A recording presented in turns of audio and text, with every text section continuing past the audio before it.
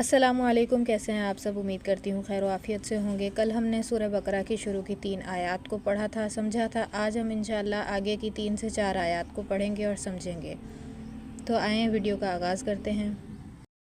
سب سے پہلے ہم ترجمہ پڑھ لیتے ہیں تاکہ ہمیں آگے سمجھنے میں آسانی ہو۔ جو کتاب تم پر نازل کی گئی ہے یعنی قرآن، اور جو کتاب تم سے پہلے نازل کی گئی تھی، ان سب پر ایمان لاتے ہیں اور آخرت پر یقین رکھتے ہیں، ایسے لوگ اپنے رب کی طرف سے راہ راست پر ہیں اور وہی فلاح پانے والے ہیں۔ جن لوگوں نے ان باتوں کو تسلیم کرنے سے انکار کر دیا، ان کے لیے یکساں ہے خواہ تم انہیں خبردار کرو یا نہ کرو، بہرحال وہ ماننے والے نہیں ہیں۔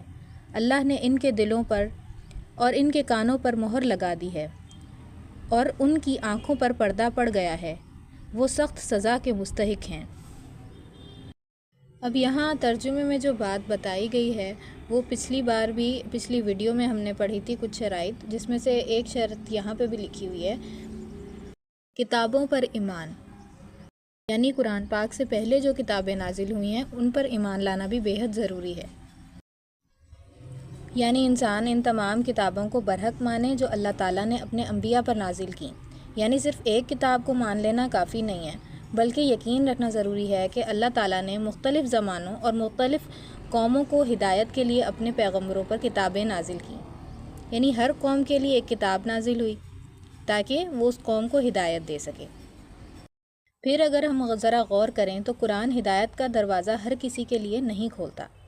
وہ لوگ جو یہی نہیں مانتے کہ انسان کو اللہ کی طرف سے ہدایت ملنی چاہیے، وہ تو شروع میں ہی اس راستے سے باہر ہو جاتے ہیں۔ اور کچھ لوگ یہ مانتے ہیں کہ ہدایت کی ضرورت تو ہے، لیکن وہ کہتے ہیں کہ ہمیں نبی اور وحی کی ضرورت نہیں ہے، ہم خود اپنے نظریات بنا لیں گے۔ ایسے لوگ بھی قرآن کی اصل رہنمائی سے محروم رہتے ہیں۔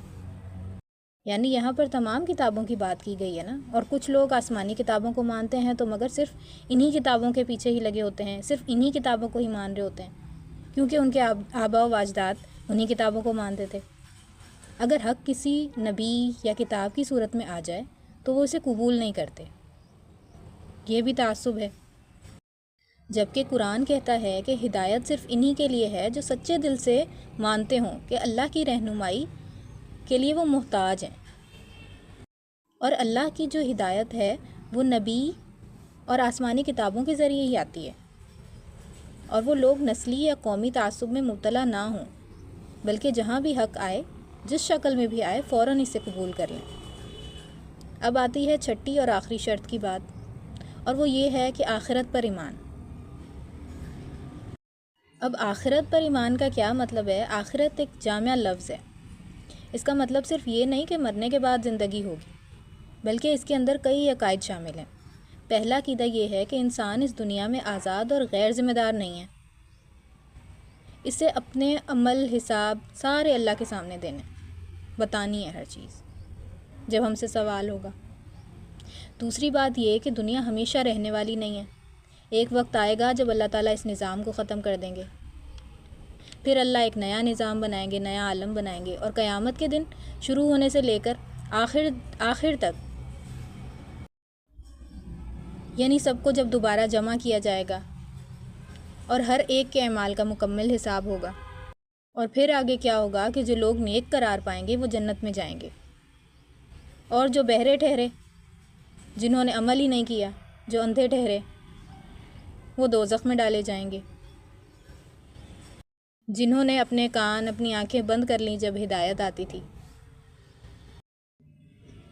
اور یاد رکھیے کہ اصل کامیابی دنیا کی دولت یا عہدہ یا خوشحالی نہیں ہے، اصل کامیابی وہ ہے جو آخرت میں ملے گی۔ اگر کوئی دنیا میں کامیاب نظر آتا ہے مگر آخرت میں ناکام ہو جائے گا تو حقیقت میں وہ کامیابی کہاں گئی؟ وہ کامیابی تو نہیں ہوئی نا۔ اب اللہ تعالیٰ فرماتے ہیں کہ جو لوگ یہ ساری شرطیں پوری کرتے ہیں، یعنی ایمان بالغیب، نماز قائم کرنا، اللہ کے دیے ہوئے رزق میں سے خرچ کرنا، تمام آسمانی کتابوں پر ایمان لانا اور آخرت پر یقین رکھنا، یہی لوگ فلاح پانے والے ہیں، انہی کے پاس ہدایت ہے۔ پھر آگے اس کے بعد کافروں کا ذکر آتا ہے، جہاں پر مہر لگانے کی بات کی گئی ہے۔ اب اس کا یہ مطلب نہیں ہے کہ اللہ تعالیٰ نے پہلے ہی ان کے دلوں پر مہر لگا دی تھی اور اس لیے انہوں نے انکار کیا تھا، بلکہ حقیقت یہ ہے کہ جب کسی شخص کے سامنے حق واضح ہو جائے، دلائل سمجھ آ جائیں، پھر بھی وہ ضد اور انکار کرتا رہے اور وہ صحیح راستہ اختیار نہ کرے، تو اس کا دل ظاہر سی بات ہے کہ آہستہ آہستہ حق قبول کرنے کی صلاحیت کھو دے گا۔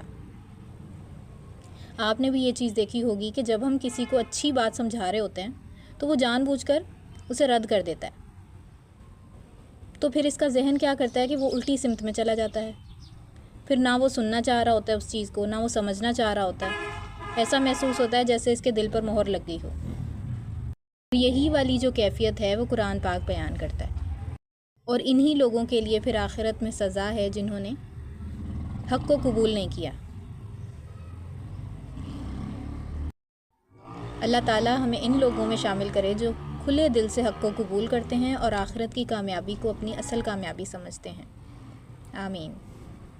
کل انشاءاللہ ہم اس سے آگے کی آیات کو سمجھیں گے۔